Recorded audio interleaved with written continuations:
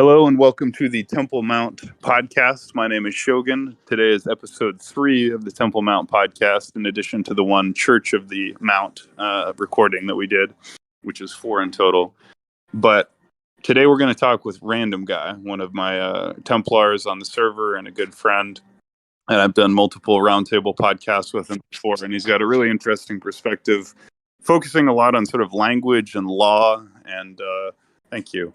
Some of the misconceptions people have about laws and the meanings of words and how to think about things like contracts and money. So today we're going to get into contracts, the legal magic and the linguistic magic of contracts. Going to be really interesting. Before we do, though, make sure you've joined the Temple Mount server. You can find us on Discord. We're on Discord. And you can also find the Temple Mount podcast on SoundCloud and YouTube. And you can find all of that in the Temple Mount Discord server, where we record this podcast every day, usually at about 9 p.m. or 9:30 p.m. Keep an eye on the announcements channel for upcoming events. That being said, welcome, Randmguy. How are you, my friend? I'm doing great, Shogun. How are you doing, brother?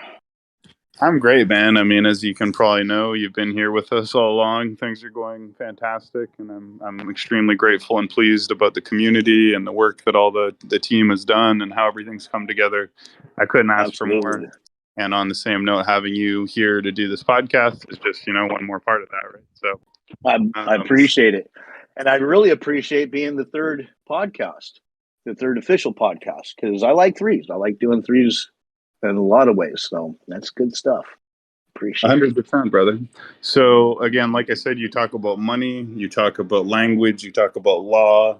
And basically, if I could kind of frame it for you, you sort of think most people don't think about these things properly, and because they don't think about them properly, that's why it works on them. Would you agree with that? Like it's a trick. Absolutely. Right? Absolutely. Because everything is a contract, and most people just don't know contracts, to the extent that most people think that a contract is really about having something written down on a piece of paper with ink and having to sign it, when the reality is that's not the contract. That's merely the memorialization of the contract. And in fact, this is something that, again, most people don't realize. Everything along the way, codes, statutes, regulations, it doesn't matter across the board. If it's coming from a government agent, a GovCo agent, it's an offer to contract. But it gets kind of complicated in contracts, which is part of why I wanted to cover some of the basics, some of the stuff that actually ought to be taught in school, somewhere around maybe 5th, 6th grade at the earliest, but for sure by 7th, 8th grade, kids are starting to understand some things fairly well, and they're smart enough to understand some pretty basic, simple things. Because first is the offer, just basic contract law, basic contracts as it stands.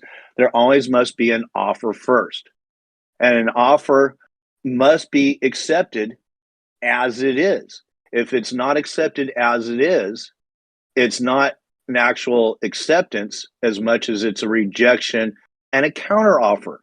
So let's say Shogun and I are talking about purchasing something, say a water bottle, and he wants to sell it to me for $20, and I don't want to pay $20. I want to pay 15. So I counteroffer with saying, how about 15? That literally is a rejection counteroffer. It's not actually the same contract even, because that original contract that he offered at $20 is now gone. And now there's a new contract offer on the table, and I've made it. If he comes back and says, I don't like 15, I want to go 17.50. He just rejected my counter offer and made a new offer. Now there's another new contract. We've literally gone through 3 offers of a contract at this point and no acceptance. But if I go ahead and accept that 17.50, now I've got to come up with what is known as sufficient consideration. Sufficient consideration is the area where we'll do another podcast on this, but what most people would consider money. But money is, again, it's a whole nother topic, but essentially money is whatever 2 people agree upon at the time of contracting.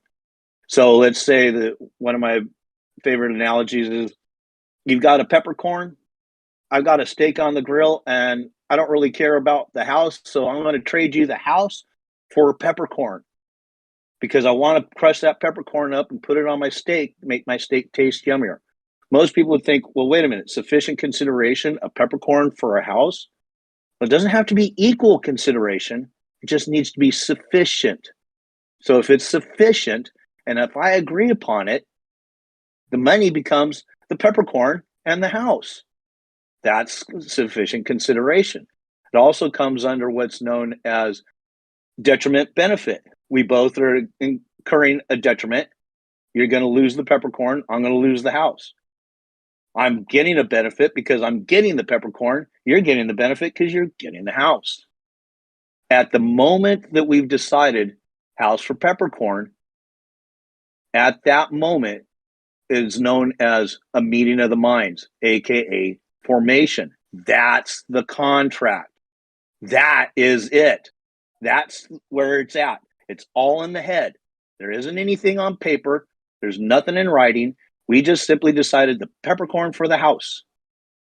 That's all there is to it. But if you don't have a meeting of the minds, there's never any formation, thus there is never a contract. It is pretty simple from that standpoint. Now, let me give you an example of how easy a contract can be entered into and performance done. And this will be what's known as a unilateral contract. Also, it would be an implied contract because we're not going to actually be using any words in this scenario. You walk into your favorite sandwich shop for lunch. You see the girl behind the counter. She sees you. You nod to her as if to say, I want my regular. She nods to you as if to say, as soon as I'm done with this guy on the phone. A couple minutes later, you look on the counter. There's your regular sandwich. She's just done the performance of the sandwich. Now you need to perform by going and paying for it. It's really that simple. When you walk through a grocery store, you fill your cart up with stuff. As soon as you walk to that register and you start to put stuff up onto the counter, you're now accepting their offer. The food, the groceries, everything that's on the shelf, that's an offer to contract. As soon as you walk to that register, now you're accepting that offer. Most people don't realize that it's that simple, but it really is that simple. The problem gets even more complex when we start looking at things outside of the basic daily, such as, like I said, codes, statutes, regulations. These are all offers to contract. The problem with all of those, unlike the scenario that I gave with Shogun and I were talking about whatever, trying to come to terms and conditions, there's never, ever a real party of interest. If you're talking to a cop, he's not the real party of interest. He's going to say it's the state. If you're talking to an IRS agent, he's not going to be the real party of interest. He's going to say it's the IRS or it's the state, the Fed. This is going to be everything across the board. DAs are going to say the same thing, judges, so on and so forth.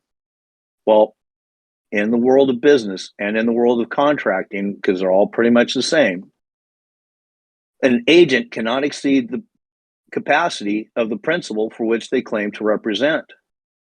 Well, if a piece of paper cannot have a conversation with you to where you can ask it, what do you mean by this word? What do you mean by the word accept? What do you mean by offer? What do you mean by consideration?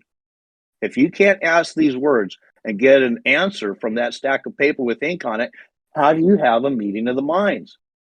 And if you don't have a meeting of the minds, thus the formation can never happen. Of course, the problem with this is, again, most people don't recognize it. And there's a legal maxim that courts stand on very sternly. And that is, he who will be deceived, let him. So literally, if you have an offer in a courtroom where they're offering you a plea deal, it's an offer to contract. A plea deal is an actual contract. It's not even a conviction. There's court rulings on this.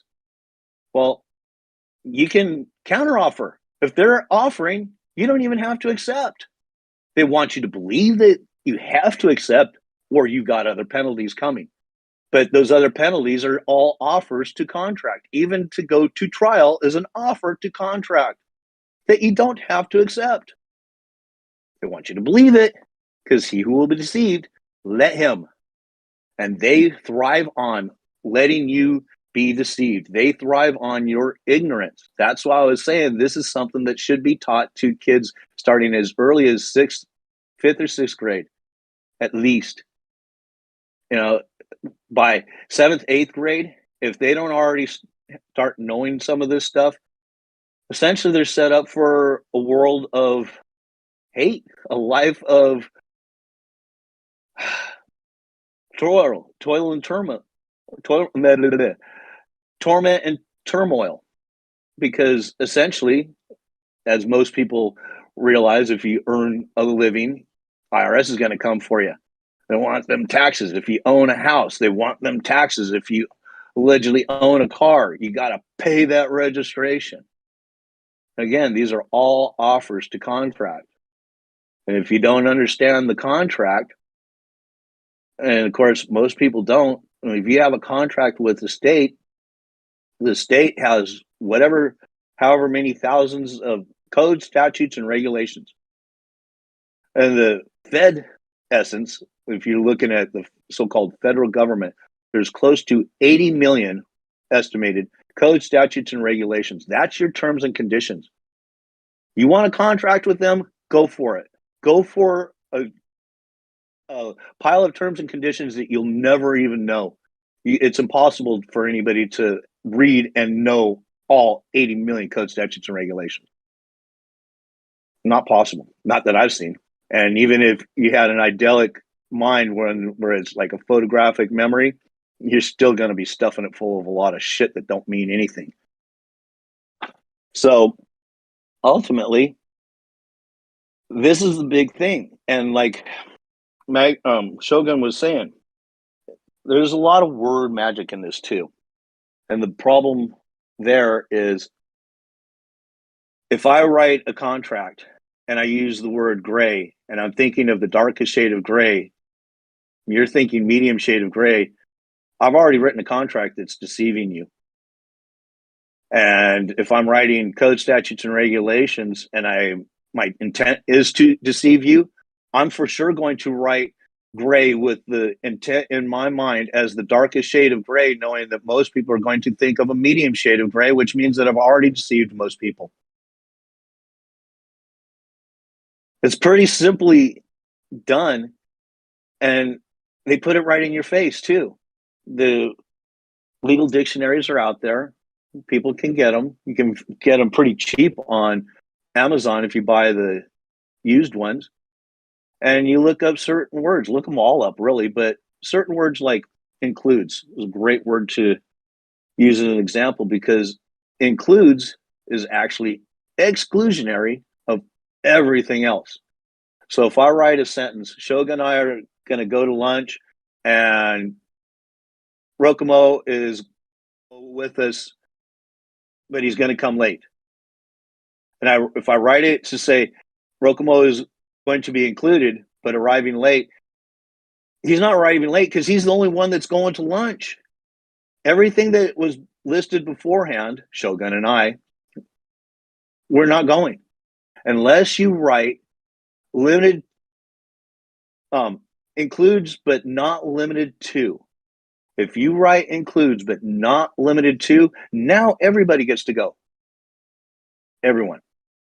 But this is little simple legalese bullshit that most people don't thoroughly understand.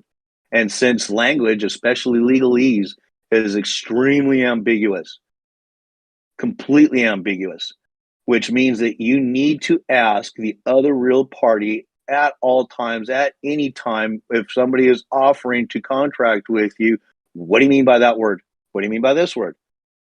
What do you mean by that word? Yeah. Another way to deal with things in a way, like with cop, IRS agent, DA, whoever, since you know that it's all contracts, when they start talking to you to offer their contract, you simply say something like, great, you're wanting to contract with me. Okay, that's awesome. Well, here's my terms and conditions. My terms and conditions are $20,000 for the $20,000 for an hour. It's $20,000 for the first half hour and $10,000 for every half hour after that. So the first hour is a full $30,000. You want to contract with me? That'll shut a cop, a DA, an IRS agent down right now. They won't want to mess with you. And I know, because not only have I done this, but there are several other friends and brothers that have done this and had some great success, especially one brother up there in the area known as Canada, where he runs a so-called trucking company, and he's had to deal with the Ministry of Transportation, where they wrote a letter to him saying, we need to come see your records and check this and check that. And he wrote a letter back to him saying, great, and here's my terms and conditions. It's $20,000 an hour. They didn't show up. And then later, when they got really antsy and they did show up, they called the cops on him, and he showed them the letter that he had sent them. And the cops said, seems to me you got a contract. You better honor the contract or leave. They left. And here's another example of a way to contract, which is no words at all used verbally, no talking to anybody, but yet there will still end up being a meeting of the minds. Say you're in an area that snows a lot, and you write a letter to all your neighbors in the neighborhood saying, I'm going to clear your walkway for $20 a month. If you got a driveway, it's another $20 a month. And it's going to be every week that I'll do that. So you'll have your walkway and your driveway cleared every week. But if you don't respond, you still owe me. A lack of response is considered an agreement. The only way out of this agreement is if you pay me $50 up front. And even a lack of response on that is still an agreement that you owe me the $50 if you want out. This is how they teach contracts in contract law in law school. So, yeah. Anybody have any questions at this point? Yeah, that was Yeah, go ahead. This is going to be open questions and discussion. Thank you, Randmguy, for that excellent introduction. Go ahead, Mason. Thank you so much for giving us a crash course about the contracts. No worries, brother. My question is, do you have a state license, or do you have like multiple state licenses? Oh, I don't deal with the state. I don't believe in using state licenses. That, again, is a contract, an offer to contract. And if you do anything with the state becomes the major or the dominating party in interest. And I'll give you a prime example. Let's say that you get a marriage license, which seems to be rather innocuous for the most part. But yet, since the state is the dominating party in that contract, the two parties getting married, the husband and wife, wife and wife, husband and husband, whatever the case may be, become wards as soon as you apply for a wedding license. You actually are applying to become a ward of the state. You're telling the state that you want to get married, but yet you're not completely competent to handle all your own affairs. So you need to have the state as part of the contract so that they can help you handle your affairs. May I rephrase my question? If Sure, I may. Go ahead. Sure. Okay, so do you live in Canada, or you live in the United States? Well, allegedly, I live in the area known as California in the United States of America.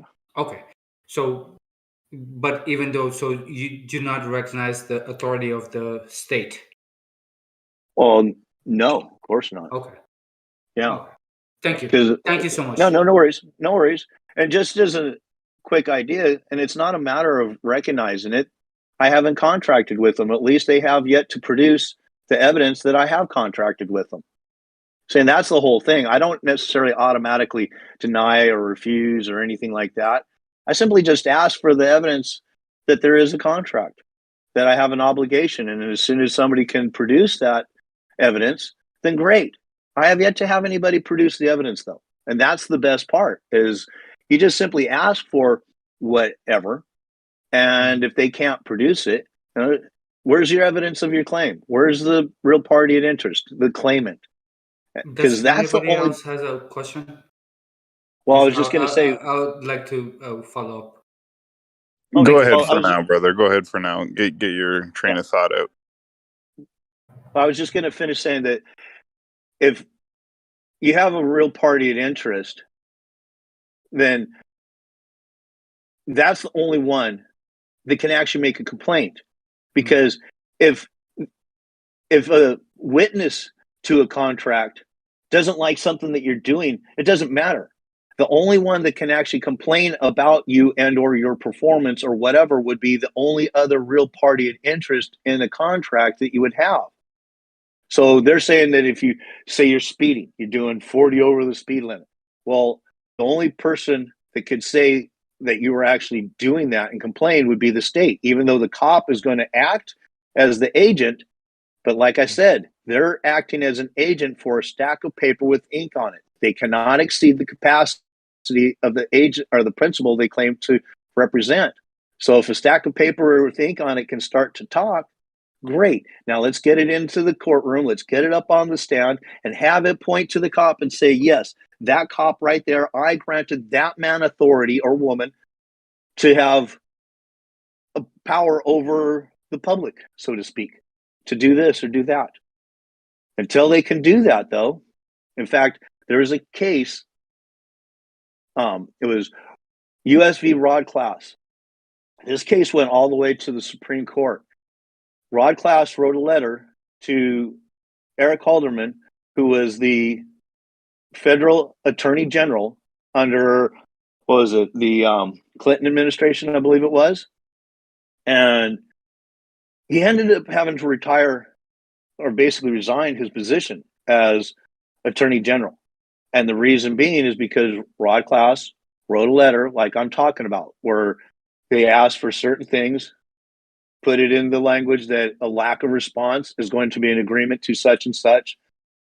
A lack of response could be any number of things, including not answering a specific question out of a series of questions, not sending the correspondence back to the right address. Say, like if you're using an administrative process where they're supposed to send it back to the notary that you used to send the correspondence to them, anything like that becomes an agreement. Well, Eric Halderman and his entire staff just ignored the contract. They breached it. And the Supreme Court said, sorry, Halderman, you breached the contract. This was an actual contract. This is as good as it gets. Your ass is in a sling. That's why he retired, or resigned, I should say. Okay. I would still like to go ahead and rephrase my question one more time. Okay, So, go ahead. You're not certified to be a lawyer in the state of California where you live. Okay, well, there's no certification and there's no licenses, Okay. just so you know. And of course, So you're not a lawyer in general at all. well, actually, no. Well, hold on. A lawyer, the true definition of a lawyer is one that's learned in law. There is no necessary title or degree, I should say, or bar membership that makes one a lawyer. Okay. An attorney is one that attornment, which is the root word for attorney, is one that turns property for the Lord. Attorneys, bar member attorneys, are more loyal to the court than they are to their clients. In fact, in Corpus Juris Secundum, Volume 7, Section 4, I believe it is, says, and this is quoted out of a court case, that, again, if you hire an attorney, you're essentially admitting to the court that you're mentally incapable of handling your own affairs. You actually are admitting to and agreeing to being a ward of the court at that point.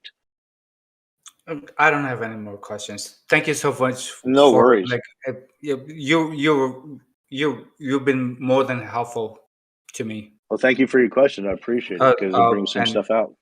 yeah, thank you so much. I'd No like to worries. point out something that I noticed. Phone companies or different services, they'll use that in their contract, that wording, basically. If you don't follow a certain set of whatevers to Mm-hmm. stop them from continuing their service, even after a 2-year contract, let's say, they will continue to have that service and you would be charged unless you follow, jump through this hoop and that hoop first. Right. I like how Exactly. people are actually starting to do it themselves now. Yeah. And in fact, like if you get say like a letter from a collection agency or a credit card company because you missed paying a bill, they will put wording in there where they say that if you do not respond and deny this debt, that it will be assumed that you do owe it. And we can take you to court on that. And the court will run with that assumption. They'll run with that assumption because if you can't prove that you don't, or ask the right questions and prove that they don't really have a loan that you owe. So that's one of the things. In fact, the next podcast will cover more on money, but all loans are essentially backwards of what most people think. When you apply for a loan, just the application alone gets turned into a promissory note. It gets sold for the amount of the loan, no matter whether you get the loan or not, which means that they just bought that application. You are now the lender to them as the borrower. If they actually give you the loan, that makes it even more so that they actually are still the borrower, the buyer, to you as the seller lender.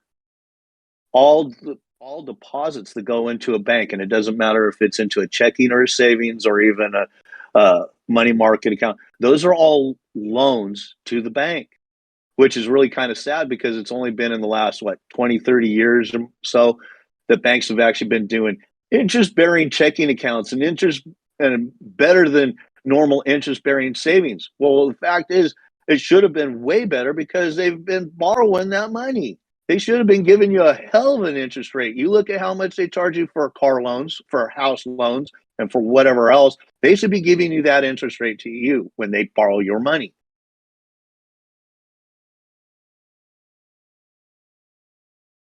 Thank you. Does anyone else have a question or comment for Mr. Randmguy on this excellent presentation? I have one. So, what you're telling us basically in a grander sense is this. There's really intelligent, well-educated people who've been given certain mental and knowledge advantages over everyone else, right? They've been able to afford special training, special education, and so they know tricks and secrets of the trade that the plebs, the ordinary people, don't know.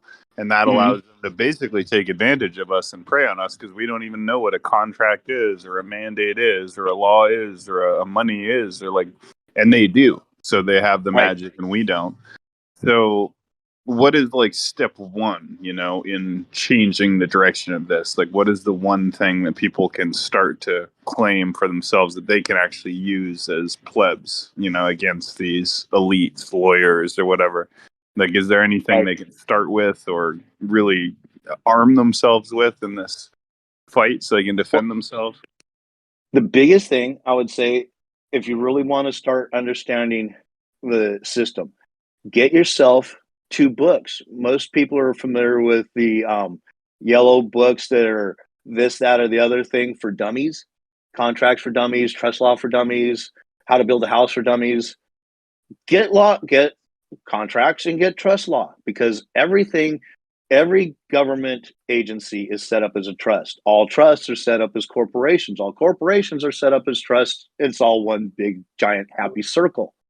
So if you don't understand trust law, you're going to miss a few things. And then learn contract law. Learn contract law and understand that you're the only real party at interest. That's the biggest thing. Under the trust, all governments, well, I should say all government employees are trustees until you actually claim that legal name, which is another little thing that we've talked about in the past.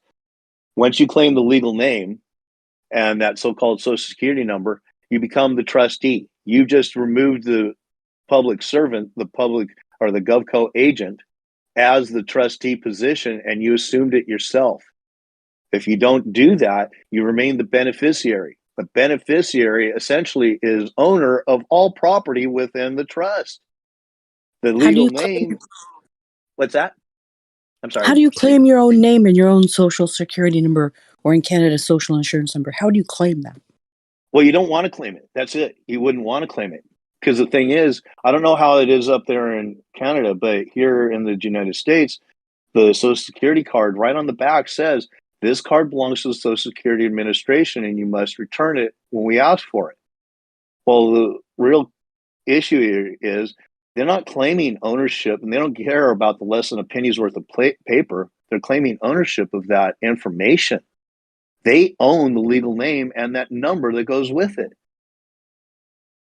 In fact, when I was in court one time, the judge called the legal name up. I said, I'm here for the matter. He asked if I was the legal name. And I said, well, I'm led to believe there's been a mistake. He said, what do you mean? I said, well, I'm led to believe that that name belongs to somebody called the Social Security Administration. And if that be true, it would seem to me that if I'm just to assume that name belongs to me, that I'm committing trespass to chattels.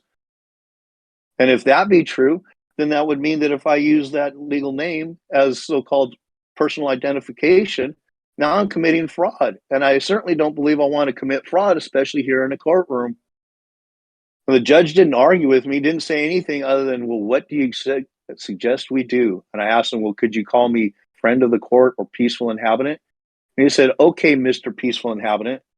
Well, right there, that Mr., as opposed to just peaceful inhabitant, was him applying a term and condition. It was an offer to contract. Had I let that slide, I would have been in his contract. I asked him, well, wait a minute. Where did the Mr. come from? Could it be that I simply asked you to call me peaceful inhabitant or asked you? He said, okay. And even a little bit later, when he said that I needed to come back for another hearing date, I asked the judge, would it be okay if I come back on such and such date and help settle this matter? What I did at that point is I took his order away, his offer to contract, and I asked permission if it would be okay. I put my own terms and conditions in it. And literally the very next hearing date, the DA met me in the hallway and told me charges have been dismissed. You can go home. We don't need you anymore. Just like that. Just like that. Is that because you knew the game? Mm-hmm. And this is after I had been dealing with this legal issue for close to 2 years and tried some other stuff that basically it held him off for about 1.5 years, but it didn't do anything to get me out of it. What got me out of it is starting to ask to meet the claimant. And when anybody, DA, judge, whatever, would make a claim, I'd ask, are you assuming liability for that claim? When the judge did it, and it was the supervising judge of the courthouse, he ran out of the courtroom. When he came back about an hour later, cleared the rest of the courtroom, and he calls the case back up, the first thing out of the mouth was that a yes or a no? He ran out of the courtroom again. And when he ran out the second time, as he went by the court clerk, he told her to set for another hearing date in front of another judge. That's the judge that I said, I believe there's been a mistake over the name. So I was literally, at that point, I was 3 hearings out from the thing being done with. Acquitted because it could not be attached to you. Exactly, pretty much. Because they couldn't get me to admit to being the name. They have to have you admit to being that name because the name doesn't belong to you. And that's, again, the only way that they can get you to become the trustee. And this is part of why, if anybody's ever heard of prisoners in jail being called trustees, that's why. Never heard of it, but I'm sure I will. I have. They don't use it. Yeah, okay, well, there you go. Yeah, because aren't they referred to as trustee of the court or something like that? Or trustee of the state? Yeah, and or wards of the state, either one, yeah. because essentially, when it comes down to it, most people don't realize that if you claim to be a citizen, you just gave them jurisdiction. You claim the name, you've given them jurisdiction. And not only are you giving them jurisdiction, you're essentially, especially with the name or citizen, you're actually claiming to be their property. And this is where a lot of people get very upset when people say, oh, they're killing these people and they're ripping those people off and they're doing this and they're doing that. Well, no, they're not. Yeah, they are, kind of. But the thing is, if it's their property, they're allowed to do whatever they want with their property. And if these people want to continue to admit to being the property of something called government, well, who am I to get in their way? So that's where the problem comes in. Is if you're volunteering for it, you're not a victim, you're an accomplice. If you're voting, you're not a victim, you're an accomplice. Because there's two wings, one bird. Left side and right side have to work in unison.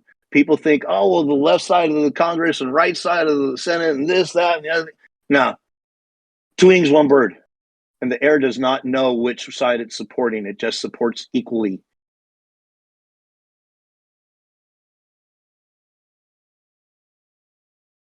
So, yeah, it really kind of comes down to if I want to burn my house, and especially if I want to burn it and not go for so-called insurance fraud, well, it's so-called my property. I can do whatever I want with it.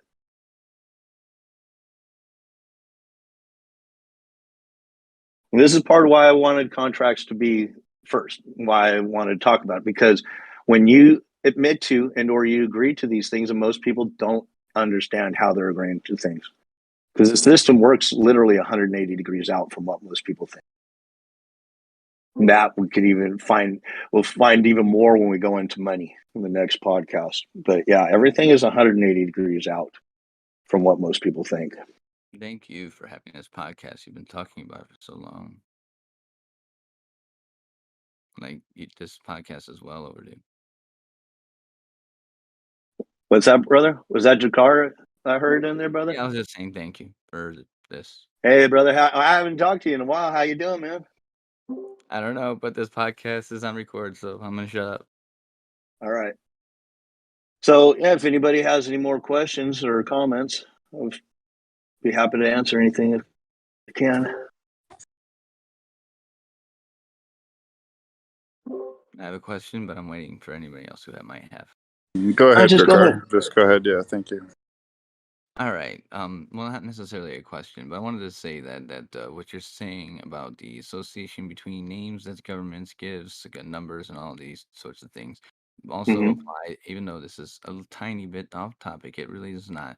Goes towards a certain rule of allowances, as I like to call it, in which contracts are made between humans and entities that they affiliate with, and in fact has the exact same principle behind it, of which has attachments behind the contracts and what they entail.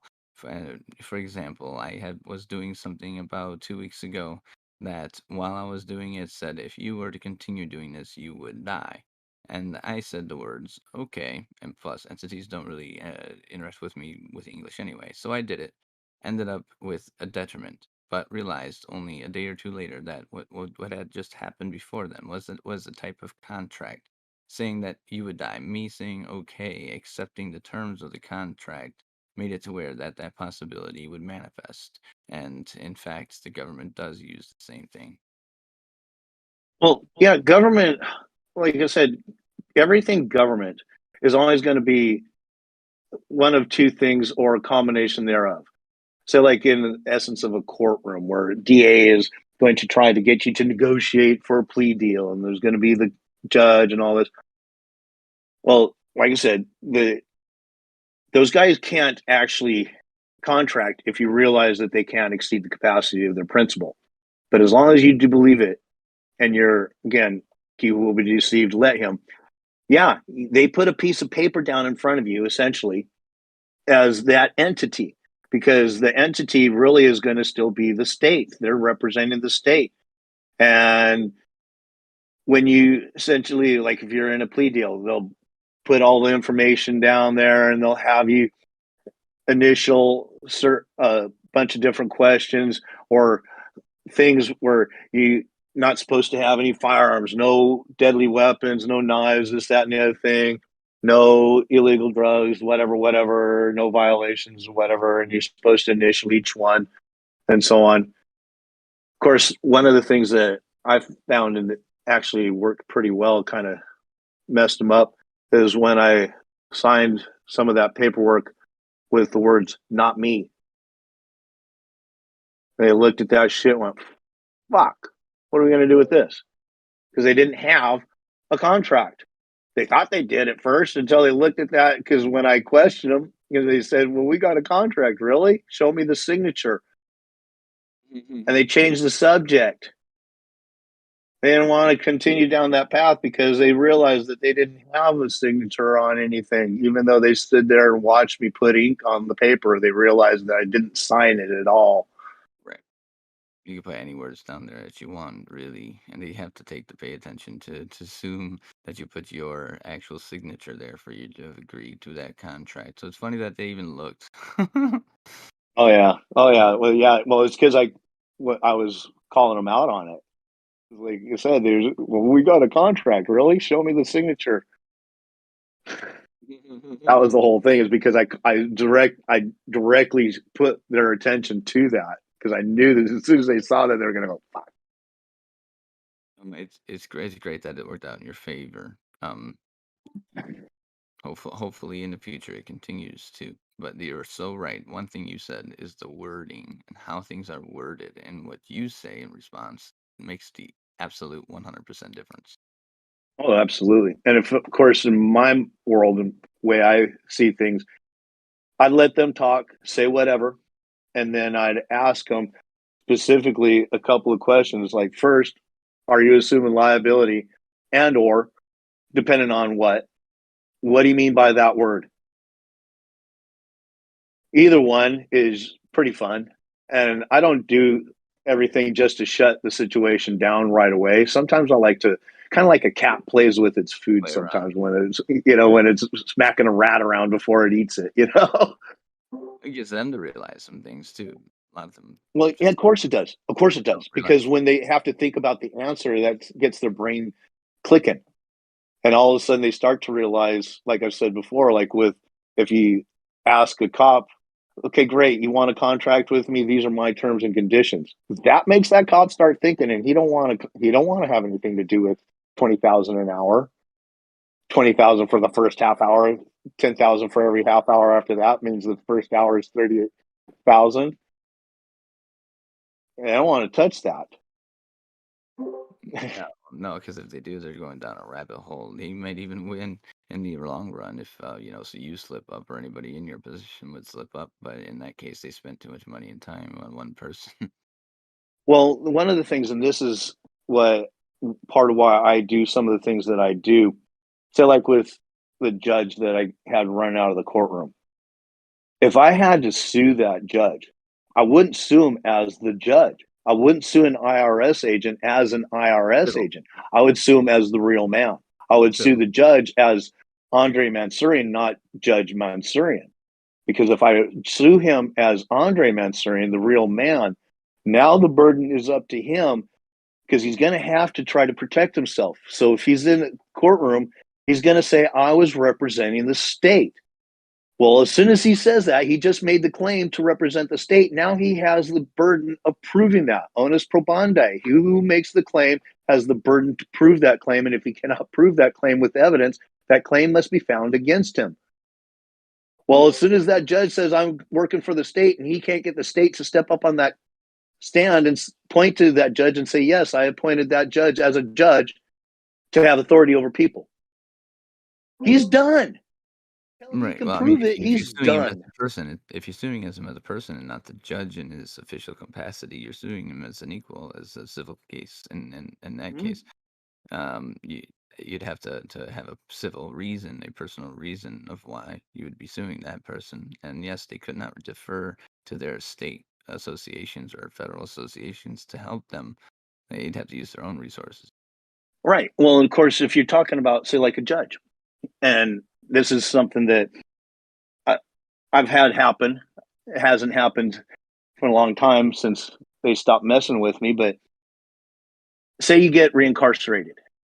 Does that damage you? Well, yes, it does. Of course it does.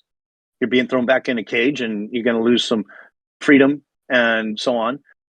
And of course, that's all you need for a civil tort case.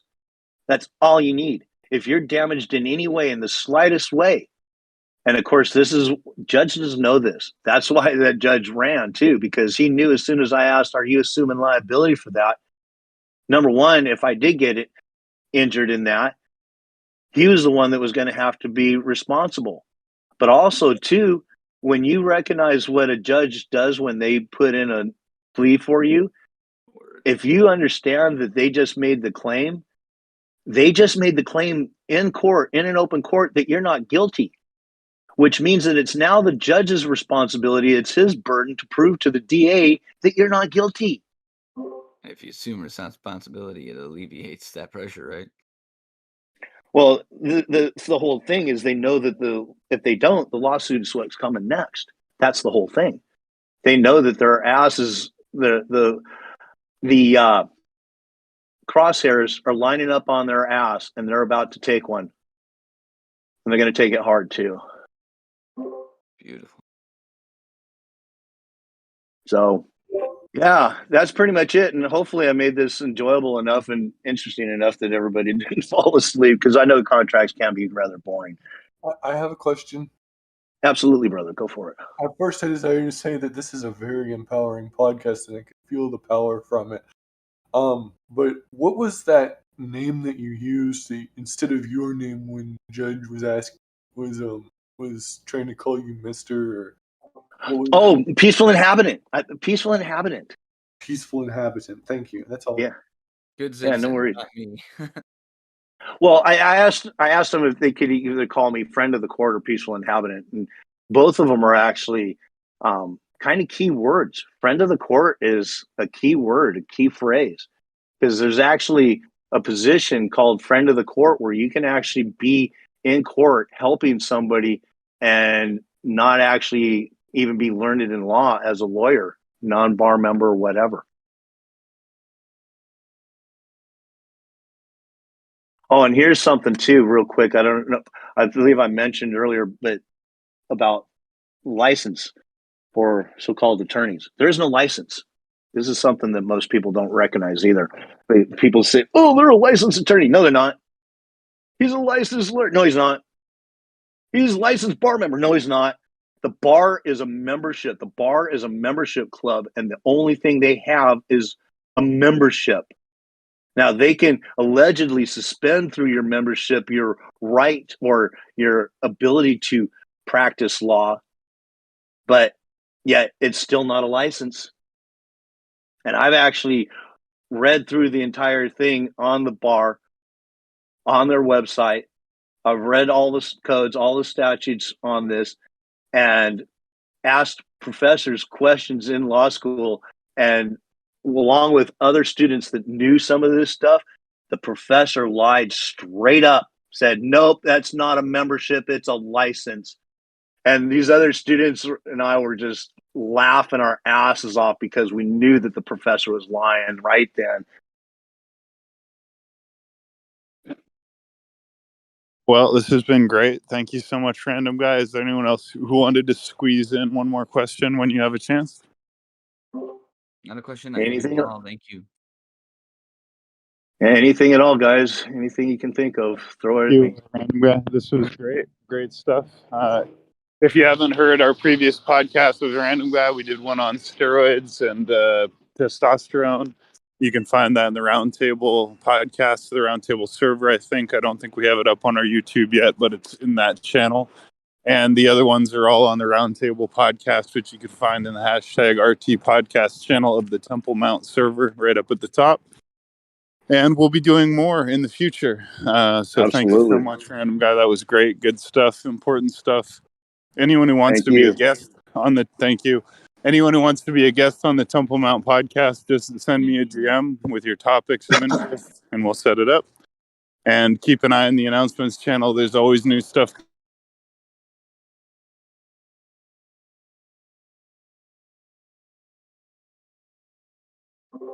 You got cut out. Shogun, we can't hear you anymore. Yeah, it cut out for a second there. Not how it bogged it on screen.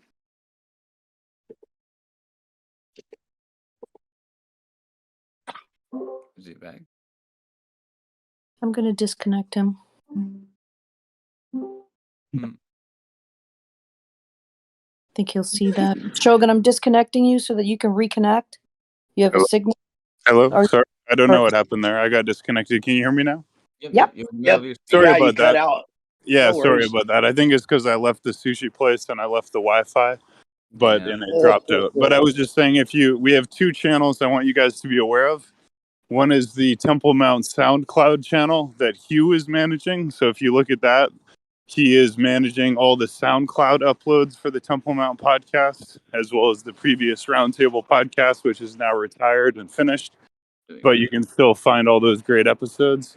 But keep an eye on those two channels, the Temple Mount SoundCloud and the Temple Mount podcast. And you'll find all our great daily episodes recorded, uploaded. We got paid professional staff, and they're doing a great job. So please check out the first episode of the Temple Mount Church on the Mount. And this is the third episode of the Temple podcast. And we're going to have Drewish on soon to read from his book, which is really great. You know, an author reading their own work is really cool. Drewish's stuff is really good. Just keep an eye on the announcements channel. My one thing I ask you guys from the bottom of my heart, just check that announcements channel. You know, we make those announcements so you guys know what's going on, so you can access this great content. And it's all for nothing if you don't read the channel. So please read the announcements channel. I beg you. Thank you, Randmguy. Thank you, guys. And thank you, everybody, for attending. I love you guys. Another great day. Let's celebrate. I'm going home to smoke some weed. I hope you guys will join me. Let's jump up to the video chat. Let's go.